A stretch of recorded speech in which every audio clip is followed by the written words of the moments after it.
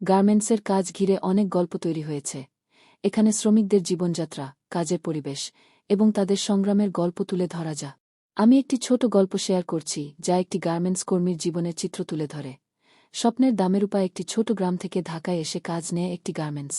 তার পরিবারের একমাত্র আয়কারী হওয়ায় তাকে প্রতিদিন 1-2 ঘন্টা কাজ করতে হয়।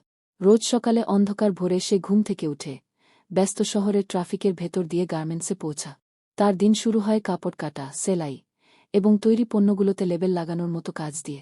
কাজের চাপ এতটাই বেশি যে বিশ্রাম নেয়ার সময় খুবই কম। কারখানার গরম এবং ঘন বাতাসের মধ্যে রূপা প্রতিদিন কঠোর পরিশ্রম করে। কিন্তু তার চোখে সবসময় একটি স্বপ্ন, একদিন নিজের ছোট ভাইবোনদের পড়াশোনা করানোর এবং পরিবারের একটি সুন্দর ভবিষ্যৎ গড়া। কিছুদিন পর কারখানায় কাজের চাপ বেড়ে যায়, কারণ বড় একটি বিদেশি কোম্পানির কাছ থেকে প্রচুর অর্ডার আসে। সময়মতো অর্ডার শেষ করার জন্য মালিক অতিরিক্ত সময় কাজ করতে বলে, কিন্তু বেতন বাড়েন। রূপা এবং তার সহকর্মীরা প্রতিবাদ করতে চায়, কিন্তু তাদের চাকরি হারানোর ভয়ও থাকে। শেষ পর্যন্ত তারা চুপ করে থেকে যায়, তাদের স্বপ্নগুলো যেন গার্মেন্টসের ধোঁয়ার মতো মিলিয়ে যা। একদিন রূপা ক্লান্ত হয়ে বাড়ি ফেরে এবং নিজের মাকে বলে, মা, কবে আমরা এত বড় কাজের পরও নিজেদের মানুষ হিসেবে সম্মান পাব? তার মা শুধু মৃদু হাসেন, কারণ তিনিও জানেন যে এই সংগ্রাম নতুন কিছু ন। তবুও রূপার চোখে আশা জ্বলজ্বল করে।